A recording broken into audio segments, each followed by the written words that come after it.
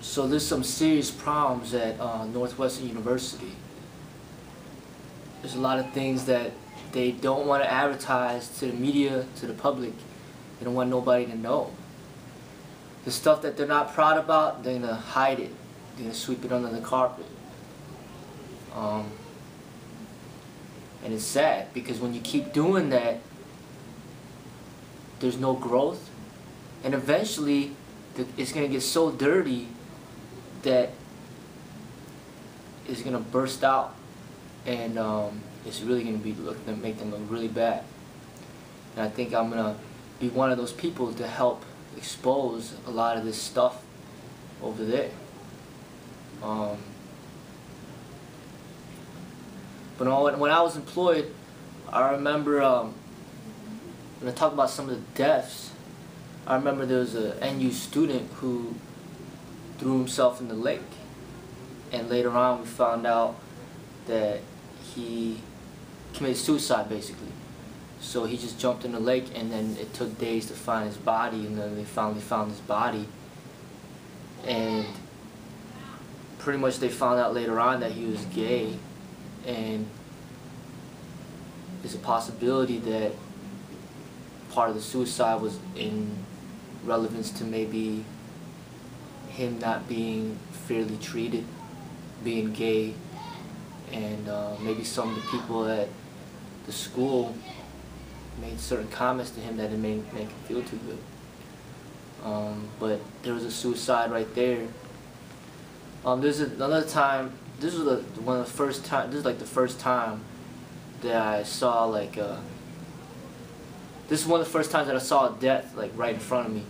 But I was like driving. This wasn't a Northwestern student or anything. This was just like an Evanston resident. He basically jumped off a condominium and just landed in the alley and died. Dude, I think he was like in his 80s. And I was driving my car, and then this guy runs up to me, hey, you know, somebody jumped off a building. I back up the car, and I see the dead body laying there on the alley. He jumped from maybe about a 12-story building. And when I got there, he was clearly dead. And they just called the ambulance, took care of that. Just saw him laying there. Just jumped off. And another time, this was another time where this was actually an NU student. So he pretty much died from like alcohol poisoning. So I was the first one to show up on the scene. The called police, said, oh, this kid's not waking up. We knocked on his door, he's not waking up. I don't know what's going on. Go over there, go inside his room, look in his room, and he's just dead. His whole face was all blue, and it was like smashed in, like half of his face was smashed in. He was dead for a while, and it turns out it was from alcohol poisoning. He just drank like way too much alcohol, and that was pretty crazy. But I think it might still be in, I don't know what happened with that, but basically those are some of the things that I witnessed. The deaths that I could remember.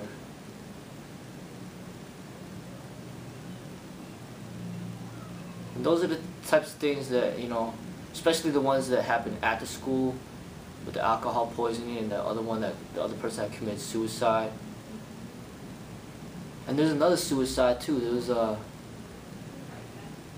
was an Asian guy who had a family. I think he had a wife and kid too. Asian dude, Northwestern worker, I believe. Or he might have been a student, either a student or a worker. But something happened. I think he ended up not getting the test score that he wanted to get or something. I forgot what the reason was, but then he just like jumped in the lake, killed himself. It was crazy. So those are a few of the times that I, remember some of that stuff. Sure, there's more. I just don't remember all of them.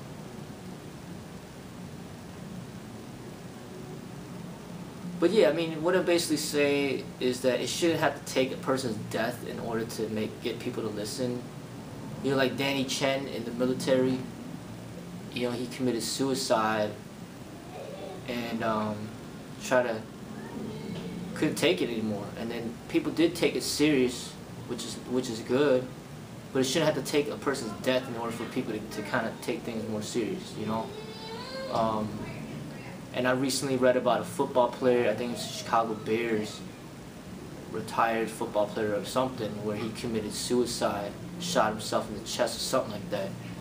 And then he wrote a letter to say, that you should do some research into the damaging effects of football on the brain cells and how it causes people to go in severe depression and all this other stuff.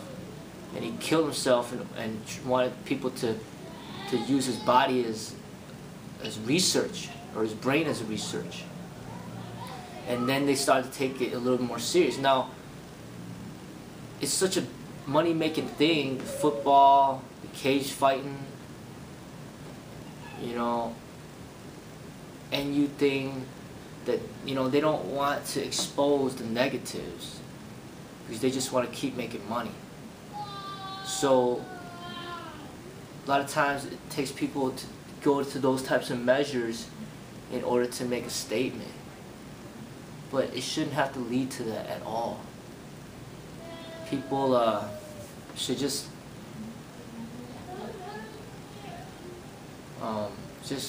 be more aware and listen and just be mindful.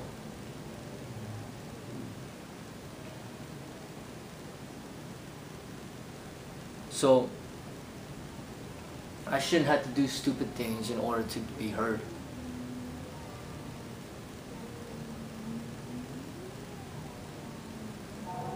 I just express myself as is, and what I do like is that I am getting support, and people are writing very nice comments, and people are watching the videos, and I think that every person that watches the video, every time it's viewed, it's helping to make a change.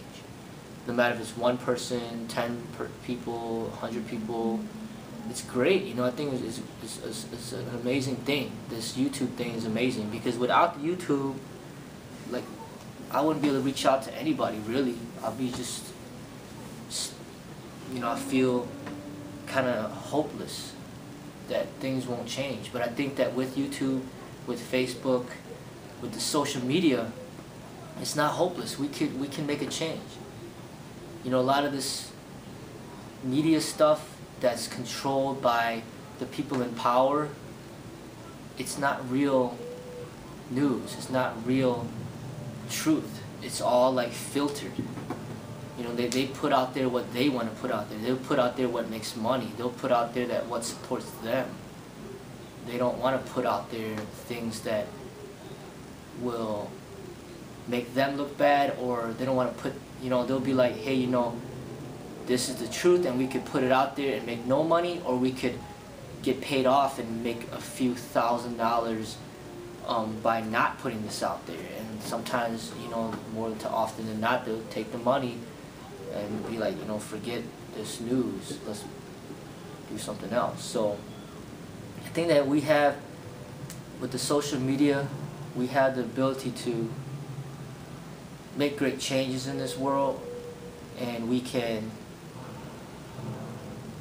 in a way, do like a protest that can't be stopped unless they shut down the internet. But if they don't shut down the internet, then we can make a great change while just changing our lives individually. Like, we don't have to collectively come together and be like, hey, let's march down this street 10,000 deep. It doesn't have to be like that.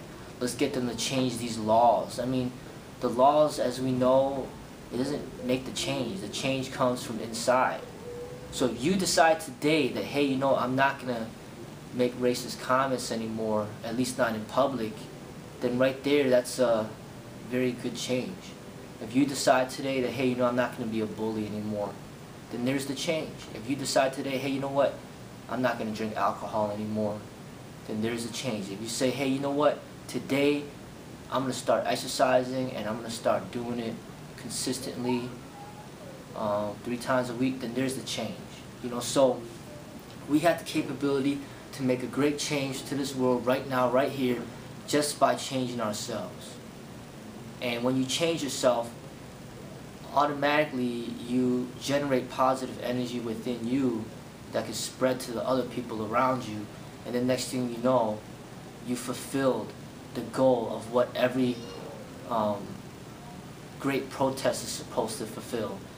It's supposed to transform people and get people to reach higher levels of expressing themselves in healthy ways, body, mind, and spirit. So I'm going to keep pumping out these videos as long as this energy lasts. And I thank everybody for the support. It's greatly appreciated. Those of you who are able to give donations, I just accept donations through PayPal at freddysmodernKungFu@live.com, and the money is just basically used to help keep this going and to keep videos coming out there and to help, just basically spread more of a positive message, because there's a lot to go against. You're talking about big corporations, huge amount of money for advertisement, trying to crush me, or crush, my message, but when you have some money and you could help reach out further to people, and I hope that the people that are involved, like the disciples and the supporters, my kids, family, they continue to spread the message of truth through their lives, and it just keeps going on from there, and then it just can't die. Just like what Osho has done. He's not living right now, but his disciples keep pushing out his message, keep pumping out his books, keep publishing his books, keep publishing his videos, his interviews and all that stuff. It just keeps flowing, and that's what I want to keep doing with what I'm doing. I just want to keep flowing and keep it coming. So the people, they keep training this mind right here with something real, not the fake stuff that you commonly are exposed to all the time. So I thank people for the support. Thank you.